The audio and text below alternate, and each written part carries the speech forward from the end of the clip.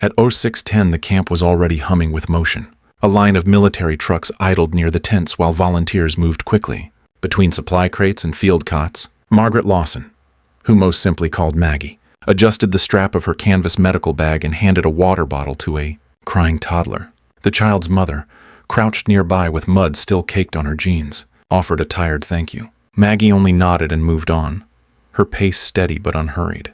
She looked like someone's retired librarian, soft gray hair pulled into a no-nonsense ponytail, wire-rimmed glasses, and sturdy sneakers dusted with red Louisiana dirt.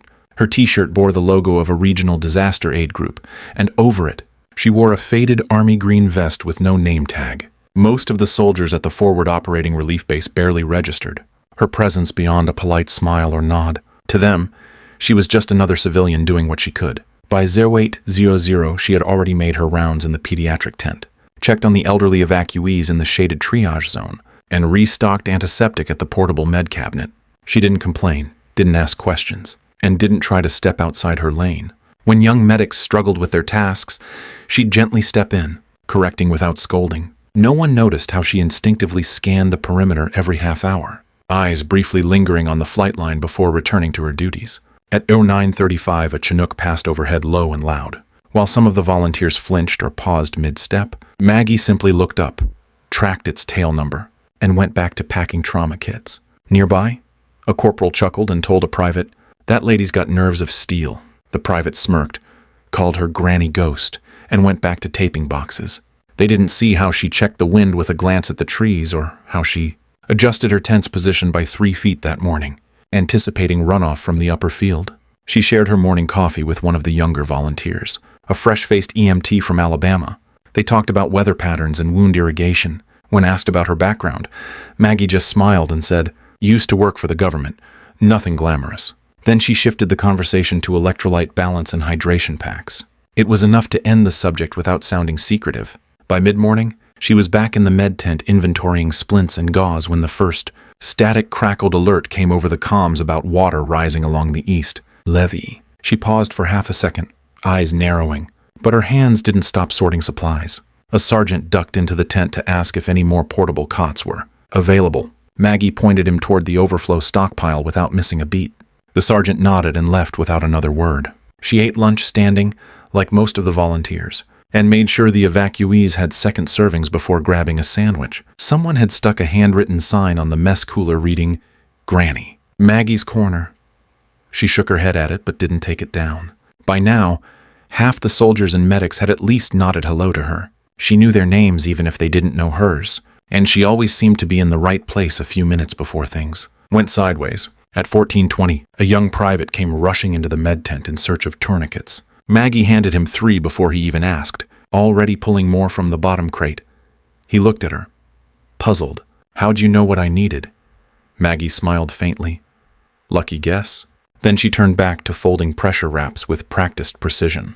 No one noticed the way she paused near the flight ops table later that afternoon. No one paid attention as her eyes followed the Black Hawk being serviced out on the tarmac. And no one realized that while she stood quietly sipping rehydration mix from a plastic bottle, she was mentally reviewing the startup checklist for the aircraft she hadn't touched in 5 years. At 15:45, the sky over Terrebonne Parish turned a violent shade of greenish gray. The forward operating relief base buzzed with radio traffic and half-shouted instructions. Weather reports crackled through the comms trailer, each one worse than the last. A second storm cell had shifted course, gaining strength as it pushed east across the floodplain.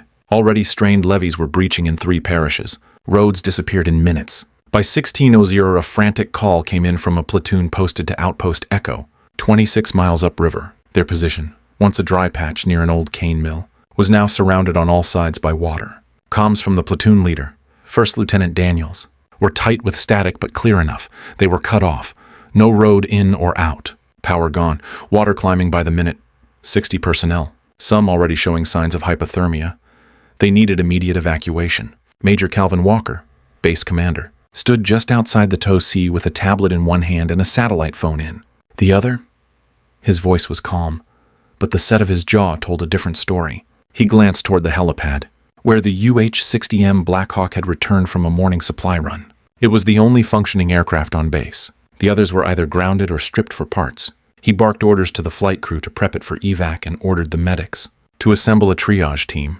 At 16:23, the Black Hawk lifted off under cloudy skies with Captain Elijah Reed and First Lieutenant Olivia Grant in the cockpit. The crew chief, Staff Sergeant Nolan, secured the medical packs and extraction gear. The plan was simple: get in, get the soldiers out, be back before nightfall. But nothing about the weather or terrain was simple anymore. 17 minutes into the flight, the base lost radio contact. By 16:51, someone spotted the Black Hawk skimming low over the tree line to the southwest, its flight path uneven. Word spread fast. Maggie heard it while organizing surgical tape. The bird was coming in hard and crooked. Moments later, the entire camp went still as the thundering blades chopped lower than usual. A screech of metal followed by a dull crunch sent birds scattering and every head snapping toward the landing zone. The Black Hawk had touched down barely but not without damage. Its tail rotor had clipped a Jersey barrier during descent, causing the aircraft to spin and skid across the pad. Crew Chief Nolan stumbled out first, dragging Lieutenant Grant behind him. Her right arm hung limp, blood on her uniform. Captain Reed was still inside, slumped over the controls, unconscious with a visible gash on his temple. Within minutes, the aircraft was surrounded by medics and ground crew. Emergency power was cut. A perimeter was secured. Fire suppression foam coated the cracked fuselage. The crew was stabilized and moved to the med tent, and the helicopter, now grounded indefinitely, sat silent. Its mission failed before it began. At 17:05, Major Walker stood inside the main operations tent surrounded by the leadership team. Rain hammered the canvas roof. Generators hummed in the background. He pulled off his cap and set it on the table. Outpost Echo was still calling. Their last update confirmed that floodwaters had reached their outer tents. They were out of options. Walker turned to his operations sergeant. "Give me the list of qualified pilots on base." Sergeant Davis didn't move. "Sir, we don't have any. Every certified pilot has either rotated out or is injured. Reed and Grant were our last two." Walker stared at the board. Red ink marked out options one by one. A lieutenant suggested calling for airlift from the National Guard Armory in Baton Rouge, but the ETA was over 4 hours.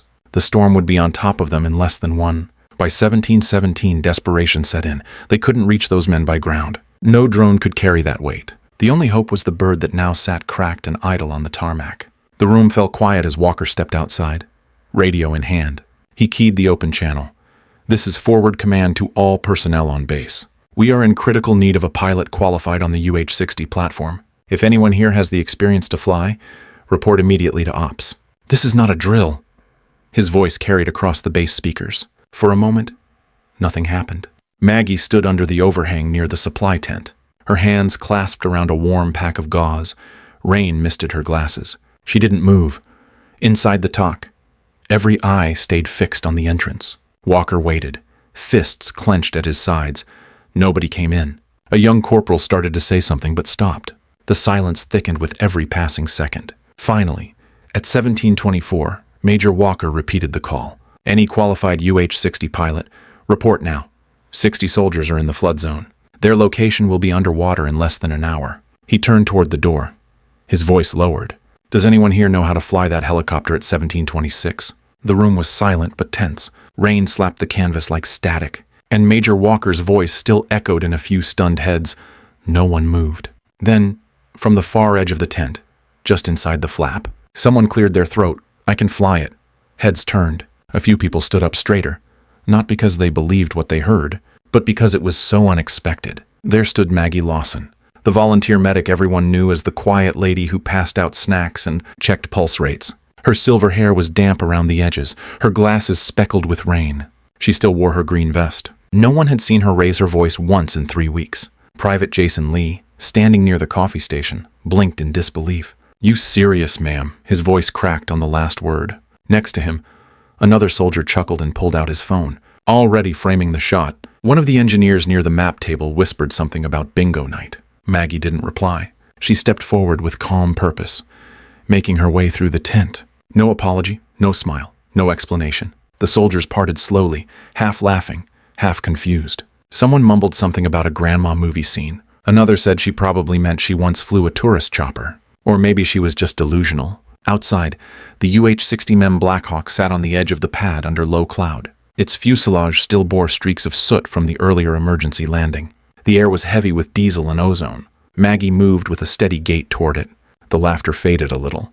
replaced with murmurs of, "Is she actually going for it?" At 17:31, she reached the aircraft and paused next to the tail boom. Rain traced lines down the matte paint. She placed her hand on the tail rotor guard and began her walk around. Staff Sergeant Jordan Coleman, one of the base's senior mechanics, stood near the perimeter fence sipping from an MRE pouch. He noticed her posture, the way she stepped, paused, scanned, not like a tourist, not like a rookie. He straightened, watching closely now. Maggie reached the empennage and checked the tail rotor system. No wobble. She inspected the pitch links and teetering hinge, moved to the transmission cowling, opened the panel and ran her fingers across the fluid gauge. The soldiers nearby stopped talking. Coleman narrowed his eyes. She dropped low, checking the gearboxes, then the main rotor hub. Her fingers touched the swash plate like someone testing for heat. Then came the hydraulic bay. She opened it, checked for pressure levels, leaks, contamination. By now, a few junior crew chiefs had wandered closer, silently observing. One of them tapped another and said, "She's doing a real pre-flight, in the right order." At 17:36, Maggie climbed the crew ladder and pulled open the pilot side door. She paused, looked across the interior. Her hand settled on the cyclic like it belonged there. She adjusted the seat without fumbling, rolled her shoulders, and reached for the battery master switch. Coleman stepped toward the flight line. "That's not muscle memory, you fake. That's trained." Inside the cockpit, Maggie's hands moved across the panel master battery on. APU armed, fuel gauge checked, instrument lights adjusted. She ran through startup verbally, steady and practiced. Flight controls free and correct. Hydraulic pressure normal. Stabilator auto. By 1740, she initiated a control sweep, slowly cycling the cyclic. Collective and pedals. The main rotor flexed gently above. Every movement was deliberate, smooth, without hesitation. The group standing near the TOC watched in near silence. Even the private with the phone had lowered it, thumb hovering over the stop record button. The soldier next to him whispered, "You think she's real?" Coleman didn't blink. "She's not guessing." As the checklist continued, so did the murmurs. Someone pulled up a tablet and started digging through a pilot registry. Another tapped into the local database to check if there was any retired aircrew on the civilian rolls. By 1744, Maggie finished the run-through and set the aircraft back to standby. She climbed down without a word. Rain fell harder now, but no one moved. The mockery had stopped, and in its place, something quieter had taken hold. Curiosity, disbelief, a trace of respect. Maggie turned back toward the group, calm and grounded, like the first gust of wind before a storm rolls in. At 1745, Maggie stepped back onto the skid and pulled herself into the cockpit. Her movements weren't rushed. They weren't theatrical either. She sat with the ease of someone who'd done it 1,000 times. Her gloved hand reached up and secured the shoulder harness, then adjusted the seat with a practiced click. Major Walker was at the edge of the tarmac now, rain soaking through his blouse. He raised his voice just enough to be heard over the patter. "Ma'am, I can't authorize this. That aircraft's a $30 million government asset. We don't even know who you are." Maggie didn't turn. Her hands were already on the controls, battery master on. The overhead panel lit with soft amber, APU power switch armed. The turbine whine began to rise in pitch. She scanned the panel. Fuel selector both tanks, boost pump operational, instrument lights set. Walker stepped closer, clearly torn. His eyes darted to Coleman, who gave a small nod. "Major, she's running hot start protocol without missing a beat." Walker frowned. "She hasn't shown ID, hasn't passed a flight physical." Inside the cockpit, Maggie flipped the radio panel on. COM 1 and COM 2 active. Intercom tested. She picked up the cyclic briefly, adjusted trim. Her voice, when it came through the internal channel, was steady. "Sir, I'm not asking for permission. I'm informing you. I'm bringing them home." The words weren't loud, but the weight behind them dropped like stone. Walker stood still, lips pressed into a hard line. Behind him, a handful of soldiers had gathered, watching in silence. No one laughed now. No one even shifted. At 1748, Maggie initiated main engine start. The gas turbine engine began to spin, unrising past 25%. She pressed the starter button, watching TOT and NP climb. The aircraft trembled slightly as power transferred through the drive shaft. Rotor RPM started climbing toward flight idle. She glanced at the torque indicator. Left hand on the collective, right on the throttle. Governor engaged. Main rotor blades turned faster. Faster still, blurring now under the mist. Staff Sergeant Coleman stepped back and crossed his arms. "I don't know who she is," he muttered. "But she's not bluffing." By 1751, the aircraft was live. Internal lights glowed. Nav systems showed static. GPS was still offline from the earlier crash, but Maggie didn't flinch. She adjusted her headset and called through the tower frequency. Rescue base. This is Black Hawk 7. Radio check. VHF and UHF. Static. Then a voice responded. We read you. 7. Stand by for clearance. Maggie's expression didn't change. Her hands stayed firm on the controls, guiding the aircraft through its final checks. Hydraulic pressure green. Backup pump operational. Stabilator position auto. Verified. Fire detection systems tested. Functional. At 17:53, the full force of the rotor wash beat the tarmac. Soldiers took a few steps back, shielding their eyes. The wind whipped loose plastic, stirred mud across boots, rattled loose metal. Inside the cockpit, Maggie leaned slightly forward and scanned the horizon. Her face was still focused, at peace.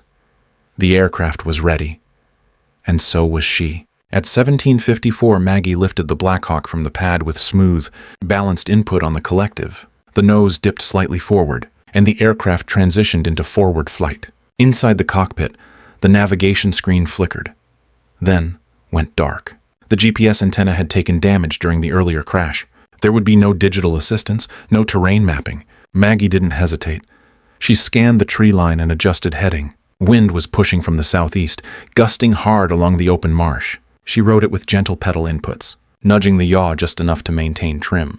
The bayou below blurred into color blocks, grays, greens, and deep floodwater brown. She used the high ridge that ran parallel to the river as her first checkpoint, a natural guide she'd memorized during training flights years ago. Back at the base, Staff Sergeant Coleman stood at the operations terminal, headset around his neck. His gut told him she wasn't just any retiree. He keyed into the internal personnel search system and ran a scan under the name Margaret Lawson. The system hesitated, then produced a red-flagged result marked with an older USAF seal and partial. Clearance code. A few lines stood out. Lieutenant Colonel. Call sign Ghostbird. A-10 Thunderbolt 2 instructor pilot. Over 4,000 combat flight hours. Coleman leaned in. There was more. Distinguished Flying Cross. Bronze Star with V device. 2 humanitarian airlift citations. And 1 note retired flight status revoked upon voluntary discharge. Not for medical reasons.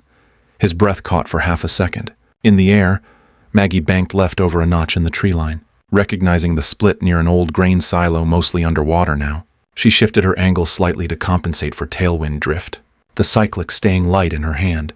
There was no hesitation. Her eyes scanned the terrain like reading a familiar book. She muttered to herself. Mile markers burned into memory. Up ahead, she could already see the break in the ridge where the outpost used to be. At 18:03, Coleman stepped away from the terminal and said out loud to no one in particular, "She's not just flying. She's remembering." At 18:07, Maggie spotted the outpost from half a mile out. What had once been solid ground was now a muddy, fragmented island. Canvas tents were shredded or underwater. 59 soldiers stood in a tight cluster on the only dry patch left, surrounded by rising floodwater. One carried another on his back. A makeshift signal panel, probably cut from an MRE box, had been laid flat with the word "Help" scrawled in red. She lowered collective slightly, easing the descent to bring them within range. At 200 feet AGL, turbulence increased. Gusts came hard from the west, rolling off the submerged levee and causing lateral instability. The nose yawed left as she countered with pedal input, then brought it back to center line. Stabilator was still responding, though sluggish from damage. Maggie didn't flinch. Corporal Dana Miller, the crew chief on board, leaned forward. "There's no place to land." "Ma'am," Maggie replied calmly. "I know. We don't land. We hover." She brought the aircraft into a stationary hover at 35 feet. Torque read 91%. Wind shear buffeted the rotors, making minor cyclic adjustments constant. She applied gentle forward pressure, then right pedal to offset drift. Maintaining tail rotor authority was critical. Any overcorrection here could send the airframe into a spin. Her hands and feet never stopped moving. Every muscle micro-adjusted in rhythm with the helicopter's motion. Below, the rotor wash created chaos on the water's surface. Debris scattered. A few soldiers ducked, shielding their faces from the downwash. One of them gave a thumbs up. Maggie tapped the intercom. "Prep for extraction. Rope line. Harness fast. Wounded first." The strain in the cabin was thick. No one spoke above the hum of blade slap. Miller opened the cabin doors, clipped himself to the floor ring, and deployed the rescue hoist. Maggie steadied the aircraft by referencing visual cues: tree lines, rock edges, ripple angles on the water. Her eyes moved constantly. Her hands never froze. Rotor RPM held between 100 and 103%. She kept torque just under redline while monitoring N1 and N2.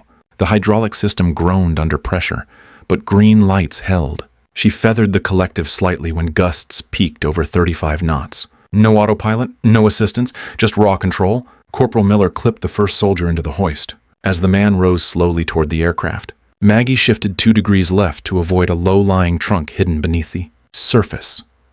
Every motion was deliberate, not graceful, precise. At 1810, the first pair cleared the skid. Maggie adjusted for the sudden weight shift. The aircraft dipped slightly before she added just enough collective to maintain hover height. Below, the next group waited with wide eyes. The helicopter didn't move more than inches. This was no stunt.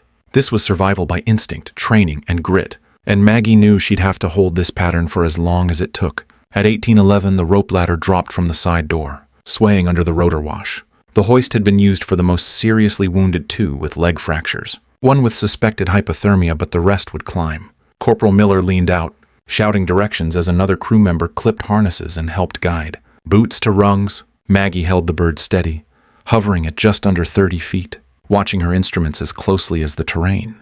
The first pair made it aboard. One limped, holding a soaked bandage to his side.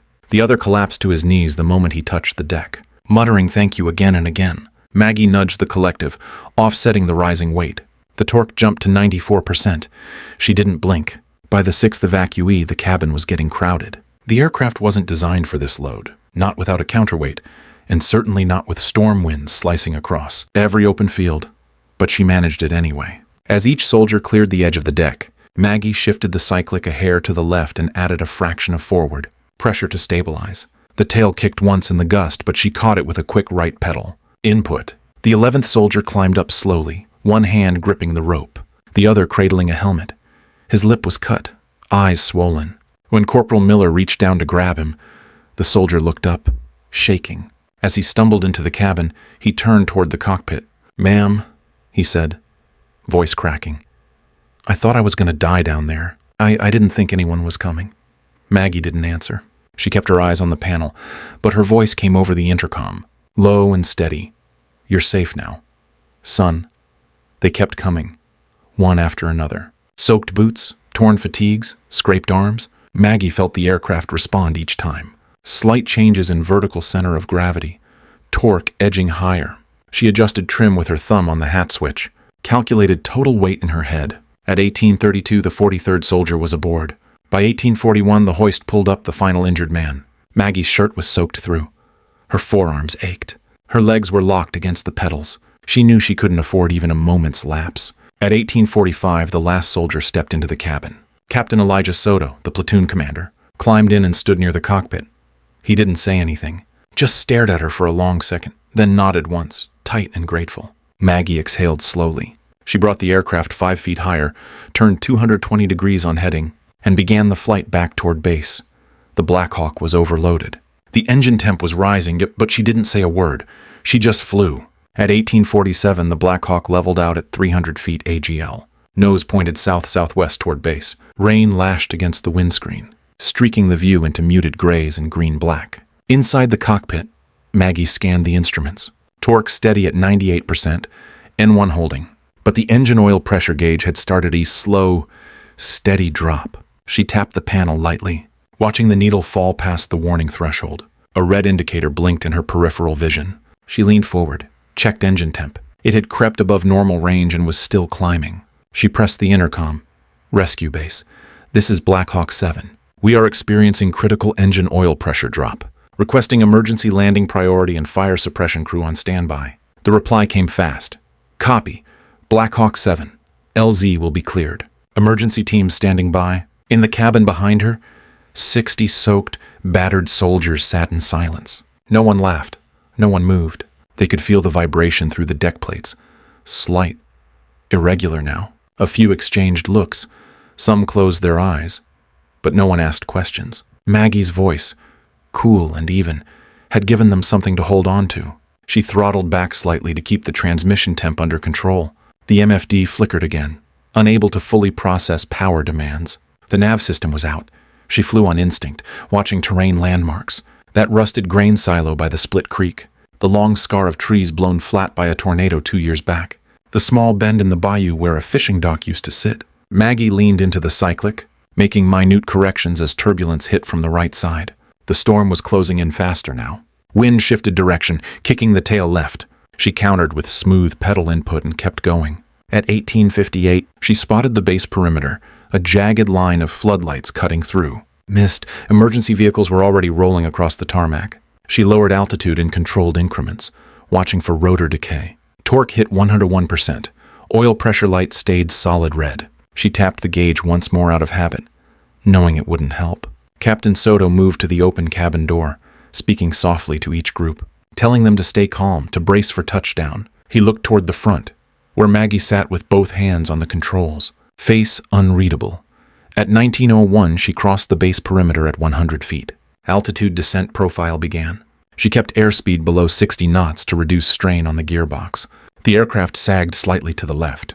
Maggie trimmed it back, nudged collective, and continued the approach. Rescue base. This is Black Hawk 7. Final approach. Critical engine status confirmed. Touchdown in 1 minute. The flight crew braced. Corporal Miller locked eyes with one of the medics. No one breathed. At 1902, the aircraft descended to 20 feet, then 10. Maggie slowed collective and eased the aircraft into a hover, then down. Skids met concrete with barely a sound. A textbook landing. No bounce. No yaw drift. Just quiet contact. For a second, there was nothing. Then the side doors opened. The cabin erupted in motion. Soldiers jumped out, some stumbling, some falling to their knees. One of them kissed the ground. Another just stood still, eyes wet. Then came the cheers, loud, sudden, raw, from medics, from crew chiefs, from supply sergeants who had watched it all from a distance. The base lit up with a spontaneous roar. Inside the cockpit, Maggie flipped the switches to shut down power. Rotor speed decayed. Engine noise dropped. Her hands didn't tremble. She took off the headset, unstrapped the harness, and sat still for one final second. Then she opened the door and stepped onto the tarmac. No salute. No words. Just a quiet walk into the waiting chaos. The storm hadn't passed yet, but she'd brought them home. At 08:00 sharp, the inquiry began inside a converted briefing room near the command wing. The walls were bare except for a single flag and a digital clock ticking over. The proceedings? Maggie sat at a narrow table under recessed lighting, dressed in the same field uniform she'd worn during the rescue, minus her vest. Her hair was pulled back neatly. Her hands were folded on the table in front of her. No counsel, no notes. Across from her sat the panel. At the center, Colonel David Sloan, appointed by the Inspector General's office, tapped a stylus against his pad. 2 junior officers flanked him, both in full-dress uniform. A legal clerk recorded the session from a small desk in the corner. Colonel Sloan cleared his throat. Lieutenant Colonel Margaret Lawson. Retired, is that correct? Yes, sir. You do not currently possess an active flight certification.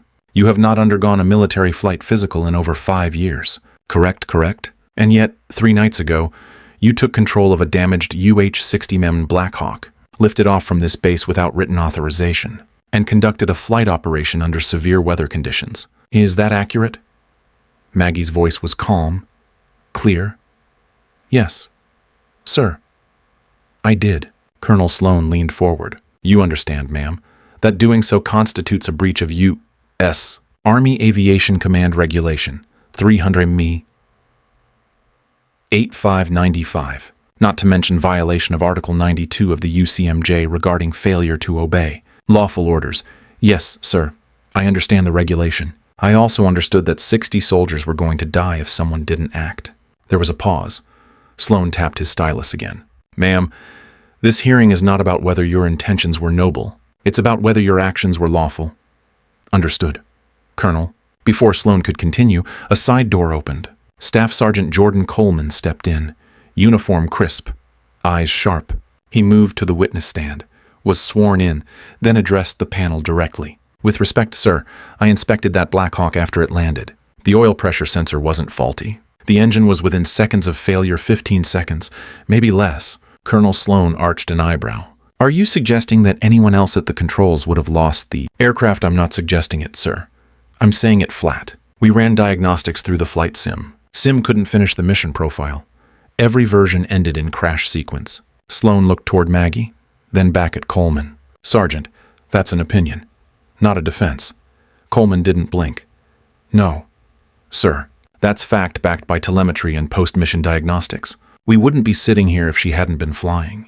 Sloan stiffened, glancing at the clerk. "Let the record show the sergeant's technical assessment." He turned back to Maggie. "You knowingly violated aviation regulations and assumed control of a federal aircraft while unqualified. Final question for now." "Ma'am," why Maggie looked up, steady and unshaken. "Because I was the only one who could—" The room went silent, save for the soft hum of the recording mic. Sloan tapped once more on his pad, leaned back, and said flatly, "Very well. Let's move to the next witness." At 08:37, just as the next witness was being called, the door at the back of the room swung open with a muted click. A gust of hallway air stirred papers on the clerk's desk. Brigadier General Alicia Martinez stepped into the chamber, dress blues immaculate, silver eagles glinting at her collar. The room stood in an automatic ripple of attention. Colonel Sloan blinked, surprised. "General Martinez, this hearing is classified at Command Level 3. You weren't listed on the attendance docket." She returned a tight smile. "I know, Colonel, but given the nature of the case, I thought it best I attend. I also brought this." She handed a sealed folder to the legal officer, who opened it and scanned quickly. His eyebrows twitched. Colonel Sloan glanced toward the panel, then back at Martinez. "What is this official declassification order?" "Signed by the Department of the Air Force. It includes Lieutenant Colonel Lawson's full service record. That file's sealed." "Not anymore." Martinez gestured for the clerk to distribute copies. Colonel Sloan read the first page in silence. Then his lips parted slightly. "Flight status A-10 Thunderbolt 2, 422nd Test and Evaluation Squadron, 4235 combat hours, 3 distinguished flying cross citations, Bronze Star with Valor, 2 NATO humanitarian extractions under active fire. She was instructor qualified on 5 fixed-wing platforms and 2 rotary systems. Her retirement was voluntary, not medical. Her flight status had been marked inactive, not revoked." Martinez stepped forward. "And under Aviation Code 10302B, emergency reinstatement is authorized if no certified pilot is available in life-threatening conditions. The on-site commander may invoke verbal clearance in accordance with Section 4, 1.1 of the same code." Major Walker's report confirms that authority was granted. Colonel Sloan opened his mouth, closed it, then turned a page. He skimmed the notation. "Ghostbird." He looked up. That was her call sign. Martinez nodded. "It still is." A long beat passed. The panel members exchanged glances. Sloan set the file down. Slower this time. The rigid tone in his voice had softened. "Very well, General. We'll enter this into the record." He didn't say what everyone in the room already knew. The case was falling apart because it had never stood on solid ground to begin. At 10:15 the next morning, Maggie sat in a folding chair outside the med tent, sipping lukewarm coffee from a styrofoam cup. The inquiry was over. No reprimands, no charges, no threats, just silence for now. She watched the sun climb over the far tree line, brushing golden light across the still damp flight line. In the distance, ground crews worked on the crippled Black Hawk, its engine cowling open, its tail wrapped in tarpaulin. A dark SUV pulled up near the command trailer. Out stepped Brigadier General Martinez, still in dress uniform, accompanied by a civilian in a blue windbreaker with a DOD badge clipped to his belt. They approached slowly, respectfully. Maggie didn't move. General Martinez gave a small nod. "Lieutenant Colonel Lawson." "Do you have a moment?" Maggie stood, stretched her knees, and gestured toward the empty seat next to her. "I suppose I do." The civilian sat without prompting. "I'm Robert King, Policy Advisor from Defense Readiness and Response. We'd like to talk to you about something ongoing." Martinez folded her hands. "We've identified a major vulnerability across all CONUS disaster deployments. Lack of flight-ready personnel during emergencies, especially when bad weather or infrastructure failure makes standard access impossible." Maggie sipped her coffee. "Sounds about right. We're launching a new program. Volunteer-based. It's called the Veteran Emergency Flight Response Initiative, VEFR. We want to recruit retired military pilots, like yourself, into a ready pool. They'd maintain limited qualifications. Available for activation only during critical emergencies when no other certified crew is within reach. You want a backup bench," she said. "A safety net made of gray hair and titanium hips." King smiled. "Something like that." Martinez leaned forward. "We want you to help design it. Train the first wave. Set the standard. Call it the Lawson Protocol if you want. Without you, There wouldn't even be a concept. Maggie looked out toward the flight line again. The wind had picked up. A Chinook stirred dust 2 pads over. "I'm not coming back full time," she said. "We're not asking for that," Martinez replied. "Just help us make sure no one has to wait 4 hours for a pilot while a storm closes in." Maggie was quiet for a long moment. Then she reached into her vest pocket and pulled out a worn field notebook. She opened it to a blank page and began writing. "Let's make one thing clear," she said without looking up. "This isn't about hero stories or second chances. It's about preparation. You don't get extra points for surviving chaos you could have prevented." "Understood." By 11:30, she was inside the planning tent with a whiteboard and a dozen eager logistics officers outlining recurrent cert criteria and readiness timelines. Her coffee had gone cold, but she didn't seem to notice. She was already flying the next mission in her head. "Experience doesn't fade," she told the room. "It waits. And when the world needs it again, you better know where to find it." By late fall, Maggie was back in her quiet town in northern Georgia. The leaves had turned, the library windows fogged in the mornings, and her tomato plants had all but given up. She resumed her shifts at the front desk, helping locals renew their cards or track down forgotten war memoirs. Most people didn't ask questions. Those who recognized her from the viral video were too polite to bring it up, or too unsure if it was really her. Online, the footage had passed 11 million views. No fancy music, no editing, just the grainy clip of a silver-haired woman walking through a sea of laughter toward a helicopter, then fading into the roar of rotor blades. The caption read, she said, "I can fly it." And then she did. Veterans groups picked it up first, then national news, then parents, teachers, and retired service members across the country. They called her a legend. Maggie didn't comment.